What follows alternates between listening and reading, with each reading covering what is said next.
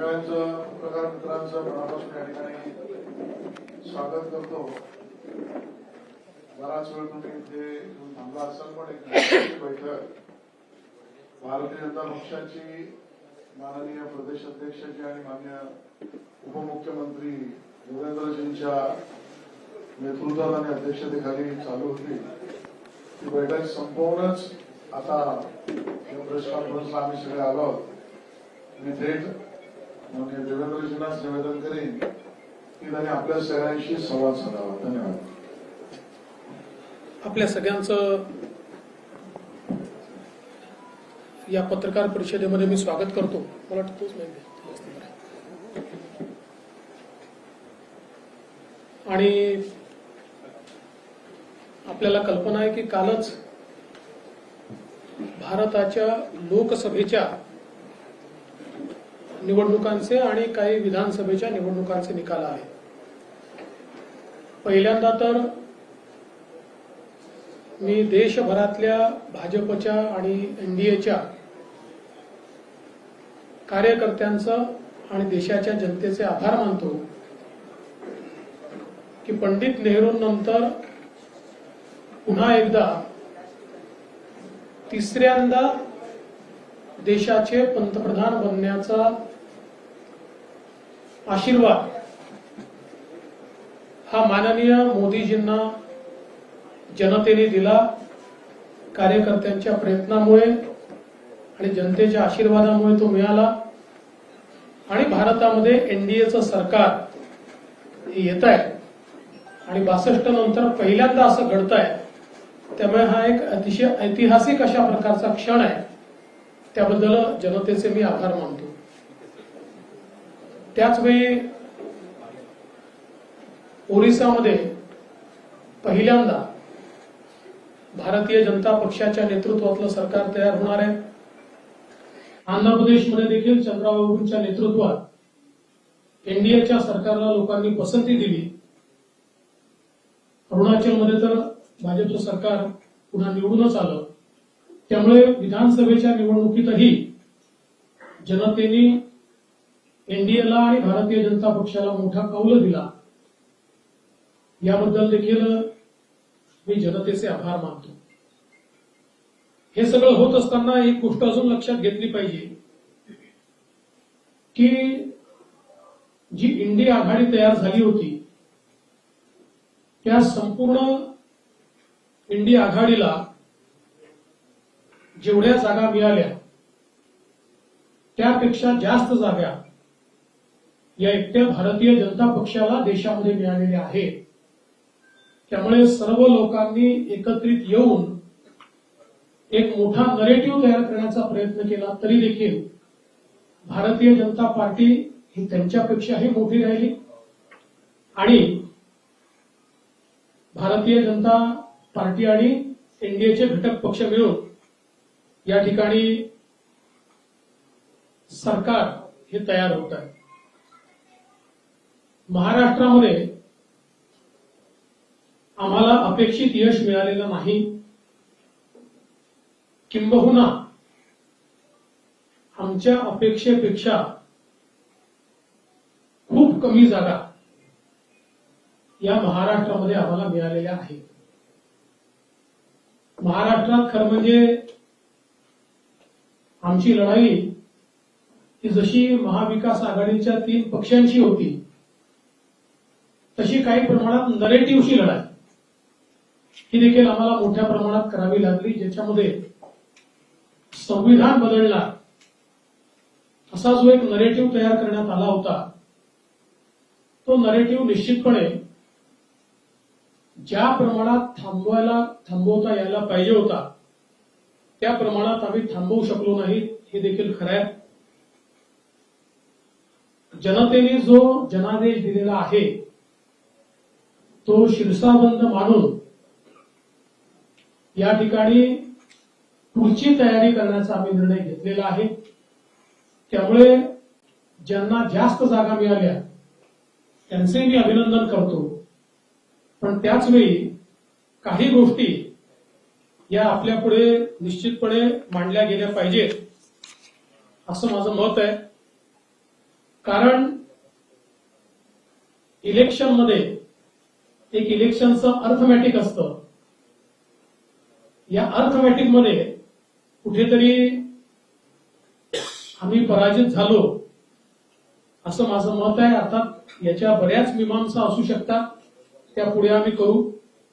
पण आपण जर बघितलं तर एकूण महाराष्ट्रामध्ये महाविकास आघाडीला ज्यांना जवळपास 30 जागा मिळाल्या त्यांना मिळालेलं मतदान आहे 43.91% आणि आम्हाला मिळालेलं मतदान आहे 43.60%.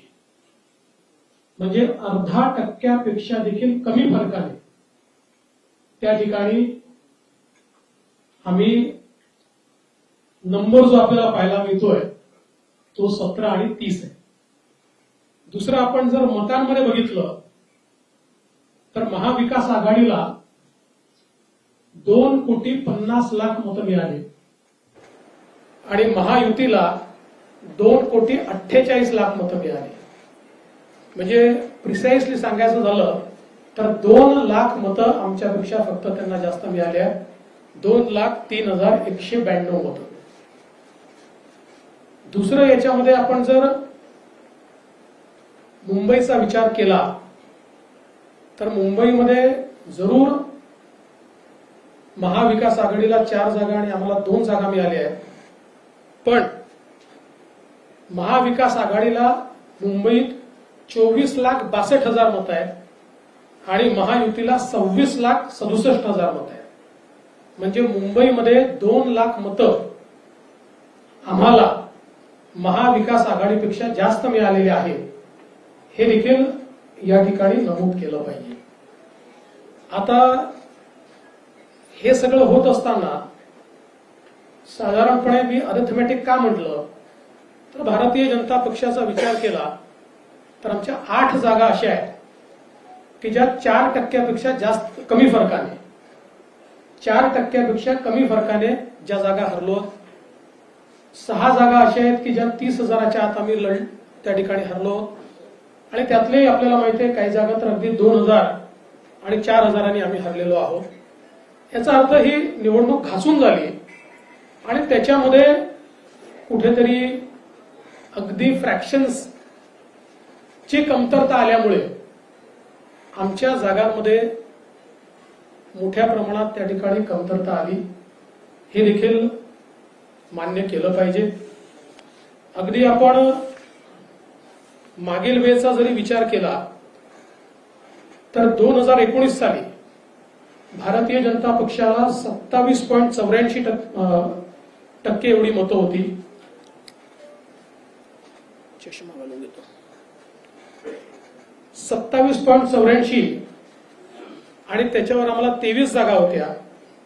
यावेळी आम्हाला 26.17 म्हणजे 1.5% कमी आमची मतं कमी झाली आहे. 1.5% कमी आहे.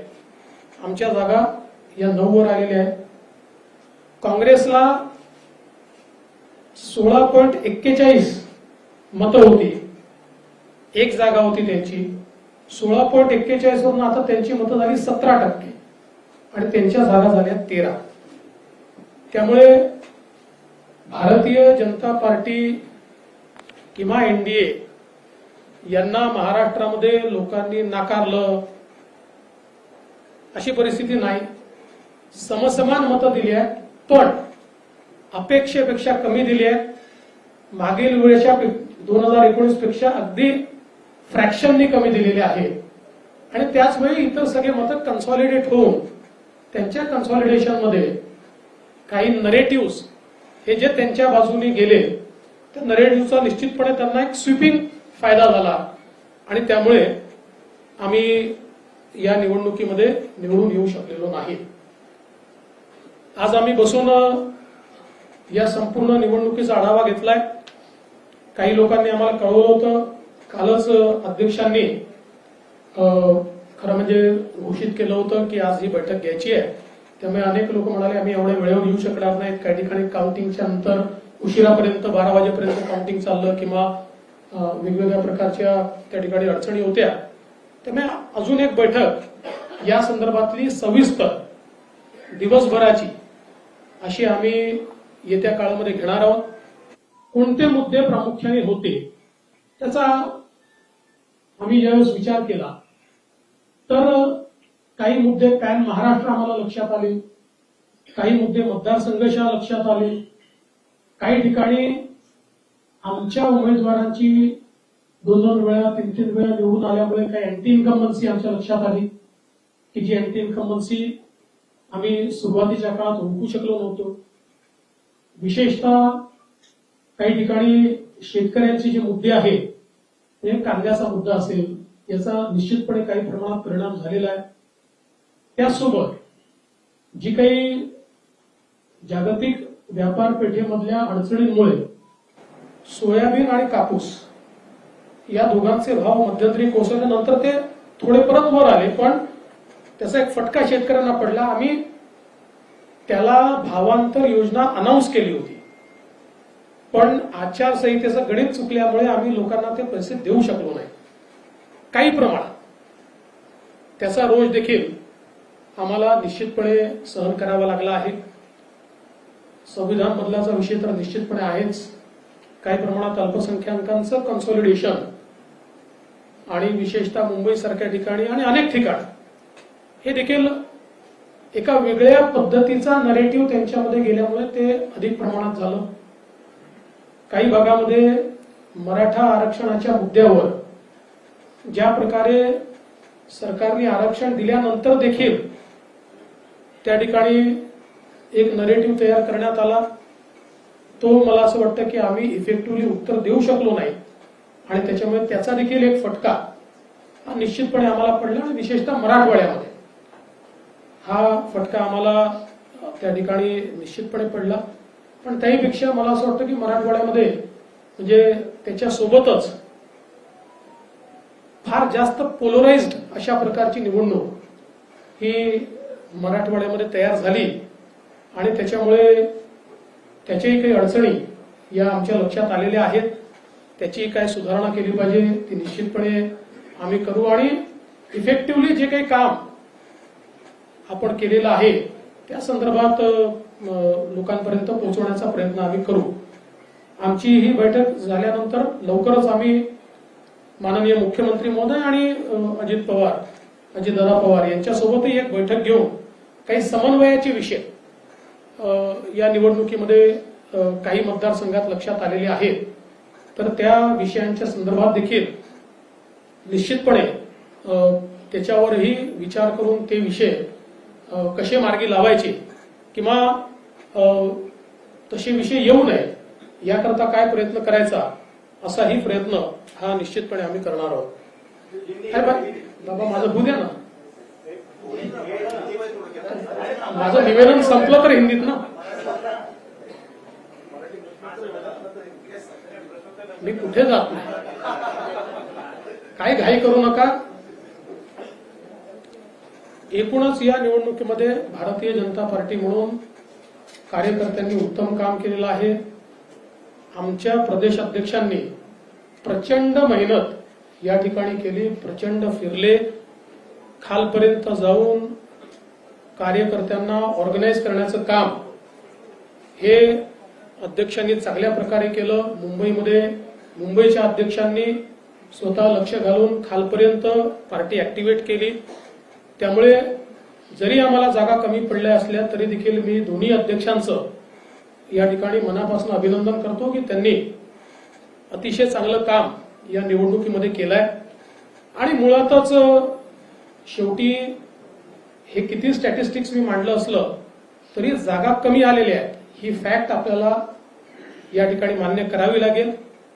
आणि एकूणच या निवडणुकीचं नेतृत्व हे एक प्रकारे भारतीय जनता पक्षामध्ये मी करत होतो. त्यामुळे या ठिकाणी जो काही पराभव झाला असेल, ज्या काही जागा कमी आल्या असतील, याची सगळी जबाबदारी ही माझी आहे, ती मी स्वीकारतो.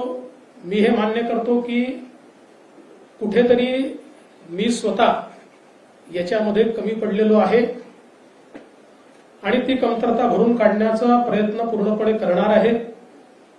त्यामुळे हा जो काही भारतीय जनता पक्षाला या ठिकाणी सेटबॅक महाराष्ट्रामध्ये सहन करावा लागला, याची सगळी जबाबदारी ही देवेंद्र फडणवीस मी या ठिकाणी स्वीकारतोय. आणि मी पक्षाला एक विनंती अजून करणार आहे. अर्थात भारतीय जनता पक्षामध्ये पक्ष सगळे निर्णय करतो की आता मला विधानसभेकरता पूर्ण वेळ त्या ठिकाणी उतरायचा आहे.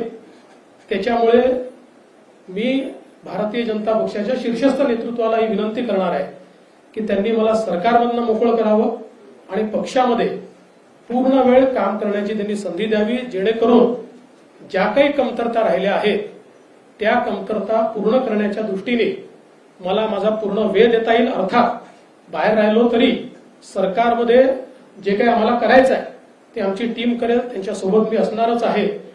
या संदर्भात लवकरच पक्षाच्या वरिष्ठांना मी भेटणार आहे आणि मग त्यांच्या सल्ल्याने ते जे सांगतील त्यानुसार पुढची कारवाई मी करेन.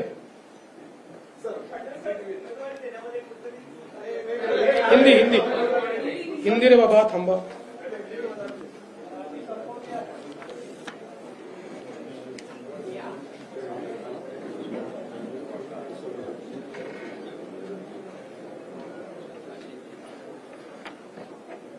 कल लोकसभा के चुनाव संपन्न हुए हैं और लोकसभा के चुनाव में तीसरी बार भारतीय जनता पार्टी के नेतृत्व में एनडीए की सरकार को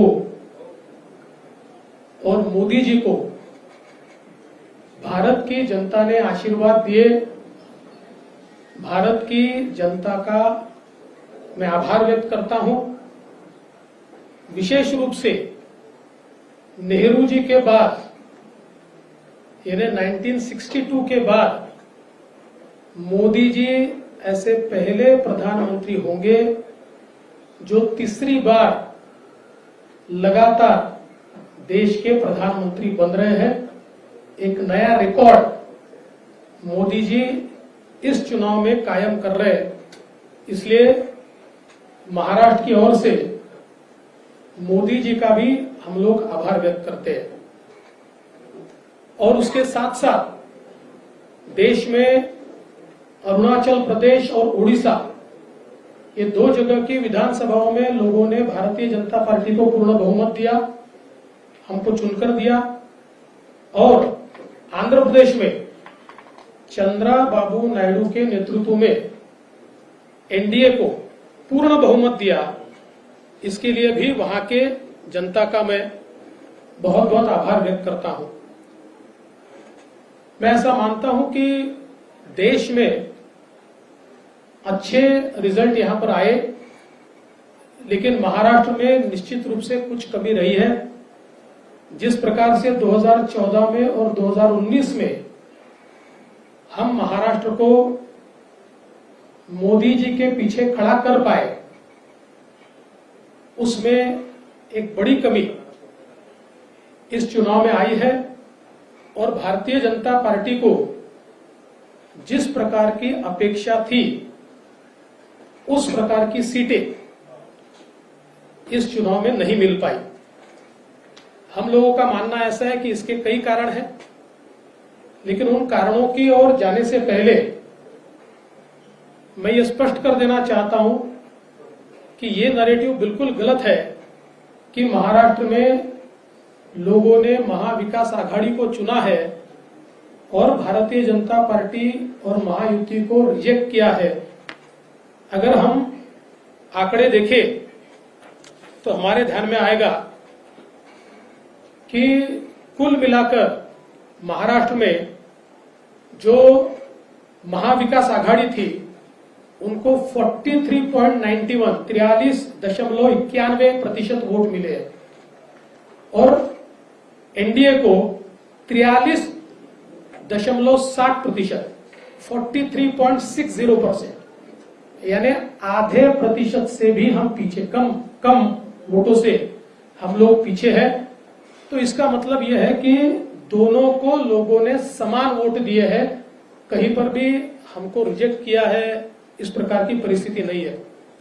अगर हम इसको वोटों में तब्दील करें तो महाविकास आघाड़ी को 2 करोड़ 50 लाख वोट मिले हैं और हमें 2 करोड़ 48 लाख वोट मिले हैं, यानी मात्र 2 लाख वोट हमको कम मिले हैं। लेकिन सीटों का अंतर इन 2 लाख वोटों का ऐसा है, या इस आधे दशमलव का ऐसा है कि महाविकास आघाड़ी को 30 सीटें मिली है और हमें मात्र 17 सीटें मिली है। अगर हम मुंबई का विचार करें तो मुंबई में महाविकास आघाड़ी को 4 सीटें मिली और हमें 2 सीटें मिली, लेकिन मुंबई में महाविकास आघाड़ी को 24 लाख वोट है और हमको 26 लाख वोट है। महाविकास आघाड़ी से 2 लाख वोट ये मुंबई में भारतीय जनता पार्टी और एनडीए ने ज्यादा लिए हुए। दूसरा, एक और चीज मैं कहना चाहता हूं कि 2019 में हमको 27.84 इतने वोट मिले थे। इस बार हमारे वोट बहुत थोड़े घटे हैं। बीजेपी की मैं बात कर रहा हूं, बीजेपी को 27.84 थे, इस बार 26.17, यानी 1.25 या 1.5% वोट ये केवल हमारे कम हुए हैं। और उसमें हमारी सीटें 23 से सीधे 9 पर आई है। और वहीं अगर हम कांग्रेस का विचार करें तो कांग्रेस को 2019 में 16.41 वोट थे और 1 सीट मिली थी। 16.41 से इस बार उनका प्रतिशत हो गया 17, यानी आधा % बढ़ा और उनकी सीटें 13 हुई है। तो अगर हम लोग कुल मिलाकर ये सारी चीजें देखें तो मैं ऐसा कह सकता हूं कि भारतीय जनता पार्टी को और एनडीए को या महायुति को लोगों ने अच्छे वोट दिए हैं, लेकिन पॉलिटिकल अर्थमेटिक इस प्रकार का रहा कि हमारे खिलाफ के वोट ये बड़े पैमाने पर कंसोलिडेट हुए। और इसका परिणाम, मैं अगर बीजेपी का विचार करूं तो हमारी 8 सीटें ऐसी है कि जो 4% से भी कम वोटों से हारी है। करीब 6 सीटें ऐसी है जिसमें 30,000 से कम मार्जिन से हम हारे हैं और 2,000 से 4,000 से 6,000 से हारने वाली भी सीटें हमारी है। तो मुझे ऐसा लगता है कि ये जो कंसोलिडेशन है इसको हम रोक नहीं पाए। कुल मिलाकर अगर हम इसका थोड़ा एनालिसिस भी करें तो महाराष्ट्र में महाविकास आघाड़ी की 3 पार्टियों के साथ साथ हमको एक नरेटिव के साथ भी लड़ना पड़ा और वो नरेटिव संविधान बदलने वाला नरेटिव था कि जिसने एक डैमेज हमको निश्चित रूप से किया है। इसको इफेक्टिव काउंटर हम कर रहे थे और हमको ऐसा लग रहा था कि हम इफेक्टिवली काउंटर कर रहे हैं, पर मुझे ऐसा लगता है कि हम इफेक्टिवली इसको काउंटर नहीं कर पाए, ये बात भी निश्चित है। और कई कारण, आज हमारी जो बैठक हुई, इस बैठक में इस हार के और कई कारण हम लोगों के ध्यान में आए, जिसमें विशेष रूप से कई जगह पर हमारे उम्मीदवारों की एंटी इनकम्बेंसी हम असेस नहीं कर पाए और उसके कारण 2 बार 3 बार के कई उम्मीदवार थे कि जिनको चुनाव के दरमियान हमारे ध्यान में आया कि इनके बारे में एक एंटी इनकम्बेंसी है। तो ये एक जरूर कारण रहा। हमारा जो पैच का पट्टा है उसमें जो पैच के एक्सपोर्ट के बारे में डिसीजन थोड़ा लेट हुआ, डिसीजन तो हुआ लेकिन उससे पहले सरकार पैच खरीद रही थी, लेकिन नरेटिव एक बड़ा उसमें तैयार हुआ जो उन सीटों पर हमारे कुछ वोटों को कम किया उसने, और उसका भी हम लोगों को प्रॉब्लम कुछ न कुछ पैमाने पर हुआ है। इसके साथ साथ सोयाबीन और कपास के बारे में मुझे ऐसा लगता है कि उसमें हम लोगों ने जो अनाउंसमेंट की थी कि जो भावांतर योजना के तहत हम किसानों को मदद करेंगे, उस भावांतर योजना को हम लोग आचार संहिता से पहले लागू नहीं कर पाए, लोगों को हम पैसा नहीं दे पाए। तो उसमें भी एक हम लोगों की कमी रही है। और इसके साथ साथ और भी कई कमियां हमारी हैं, जिन कमियों के ऊपर हमने विचार किया और मुझे ऐसा लगता है कि इन कारणों के चलते कुछ सीटें हमारी निश्चित रूप से कम हुई। एक हम लोग बड़ा ब्रेनस्टॉर्मिंग भी इसके ऊपर करेंगे अभी आज हमारे कई वरिष्ठ नेता नहीं पहुंच पाए क्योंकि कल देर रात तक काउंटिंग चली है, तो हम लोग सब लोग मिलकर फिर एक बार एक ब्रेनस्टॉर्मिंग करके और विधानसभा के लिए हमारी स्ट्रेटेजी तय करेंगे।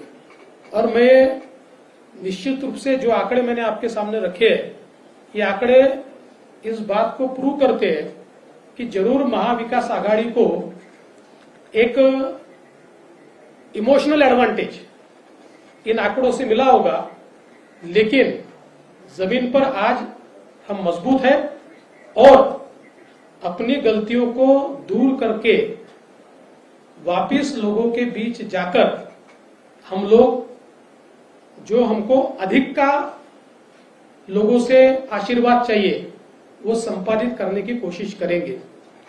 इस पूरे चुनाव में हमारे प्रदेश के अध्यक्ष बावनकुळे जी, हमारे मुंबई के अध्यक्ष आशीष शेलार जी, इन्होंने बहुत अच्छा काम किया है। मैं निश्चित रूप से उनकी प्रशंसा करता हूं। कार्यकर्ताओं ने भी जी जान से काम किया है। भारतीय जनता पार्टी के कार्यकर्ताओं ने केवल खुद की कॉन्स्टिट्यूएंसी में नहीं, शिवसेना की और एनसीपी की कॉन्स्टिट्यूएंसी में भी बहुत अच्छे से काम किया है। हाँ, ये जरूर है और जो मैं स्पष्ट रूप से मान्य करता हूं कि हमारे जो मित्र हैं उनके साथ नीचे कुछ प्रश्न निर्माण हुए हैं जिसको हमें पाटना होगा, जो हमने चिन्हित किए हैं और जल्दी ही हम लोग मुख्यमंत्री जी और उप मुख्यमंत्री जी के साथ बैठेंगे और बैठकर इसके ऊपर भी हम लोग निर्णय करेंगे।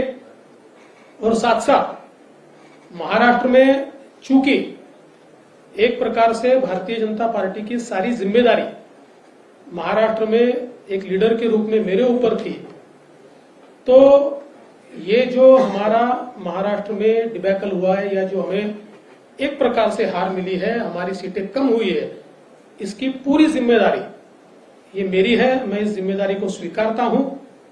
कहां कमियां रही है उसको पूरा करने की कोशिश करूंगा। मैं भागने वाला आदमी तो हूं नहीं और जोरों से मैदान में उतरूंगा और हमारी पूरी पार्टी को साथ में लेकर हम लोग वापस नई स्ट्रैटेजी तैयार करेंगे और नई स्ट्रैटेजी तैयार करके हम लोग जनता के बीच जाएंगे। जनता का जो विश्वास है उस विश्वास को हम लोग संपादित करेंगे।